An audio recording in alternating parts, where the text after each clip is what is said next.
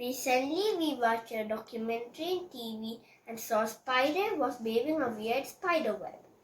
They said it is because the spider's mind was controlled by a parasite in its body. This made us investigate more about parasites. Parasite is an organism that lives on or in a host organism and gets food from the host. Some plants use another plant to get food and water from the host, such as stranglerfig, mistletoe, dodder, and Indian pipe. This is a picture of a mistletoe. They attach to a host tree and get food and water. A widespread mistletoe can even kill the host tree. Human parasites. Human and animal parasites can be divided into two categories: endoparasites and ectoparasites. In Greek, endo means within. So endoparasites live within our body. They can occupy vital organs or live in the gut, bloodstream, or tissues. Endoparasites are found in two types: protozoa and helminths. Protozoa. Protozoa is a microscopic single-cell organisms. They are able to multiply in humans or animals. Examples of protozoa is Giardia and Malaria. Malaria uses two hosts. One is malaria-infected female mosquito. Malaria is then transmitted to a human or animal by the Anopheles mosquito's saliva. This is a picture of a protozoa parasite that can be seen through a microscope.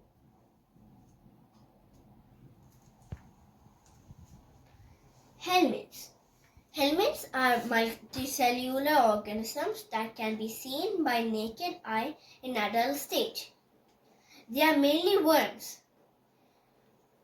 Hookworm infection, threadworm infection, tapeworm infection, and anemia are common diseases caused by helminths.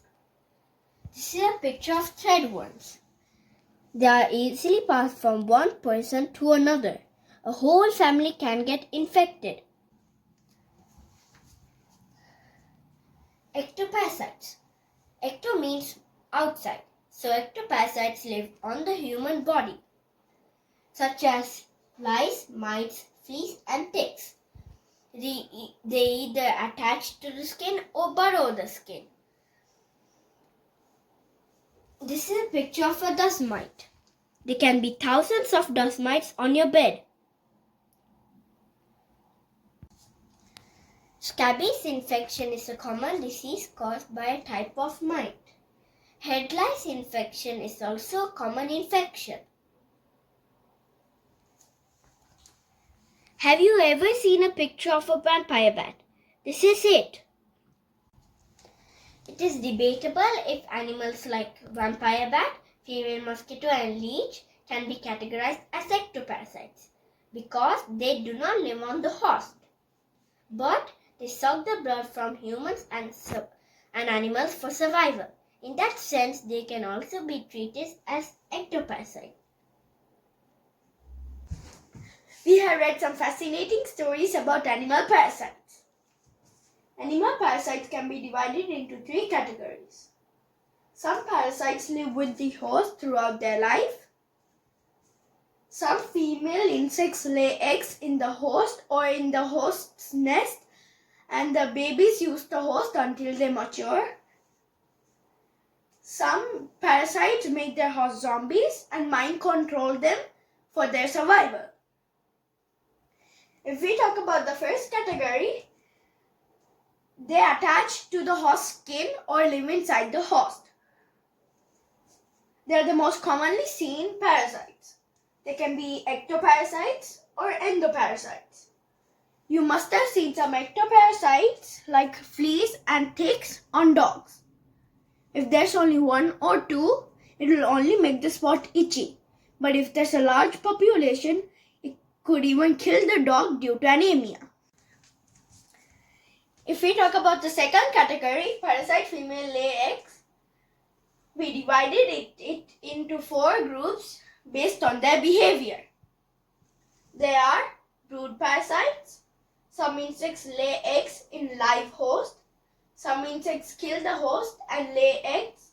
Some insects don't kill the host but paralyze the host and lay eggs.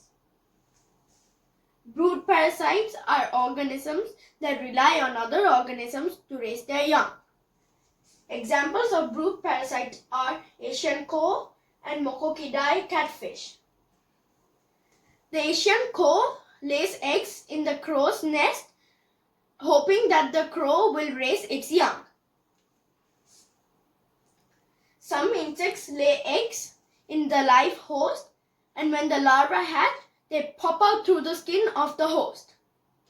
Here is a picture of a caterpillar. A wasp has laid eggs on the caterpillar.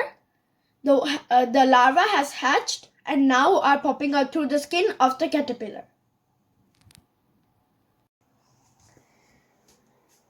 Some insects kill the host and then lay eggs. Spider wasp is one of them. The spider wasp first kills the spider host, then takes it to a safe place to lay eggs. After it lays eggs, the larva hatches and eats the spider up. It is said that the bigger the host, the bigger the spider wasp larva will grow. So the mother wasp tries to get the biggest host it can for her kids. Some insects don't kill the host but paralyze them. Paralyzed means partly or wholly incapable of movement. In other words, disabled. Tarantula hawk is one of them. Tarantula hawk is a member of the spider wasp family. Tarantula is one of the most biggest and hairiest spiders. The tarantula hawk got its name because it uses the tarantula spider to lay eggs. The spider is big and can defend itself from the wasp. So the wasp uses a special technique that to beat the air over the spider, deceiving the spider to think it is being targeted by a large bird. The spider becomes defenseless. Then the wasp stings and makes the spider paralyzed. It drags the spider to its burrow and lays eggs in the spider's stomach. This is how the spider's nightmare begins. When the larvae hatch, they eat the spider when it is still alive. They eat the heart and nerves last, so the spider doesn't die until the end. The next category is the most horrifying thing I've ever heard of. Some parasites mind control their host and make them zombies for their survival. Have you heard of a spider which we use a weird web, not for the spider but for the larva's cocoon? Have you heard of a suiciding cricket jumps into a water just because the worm's larva needs water in their next stage? Have you heard of a zombie crab mom which takes care of barnacle parasite eggs, thinking it's her own eggs? Unbelievable! We are reading and getting more information about these mind hijackers. Probably our next presentation will be on these monster parasites.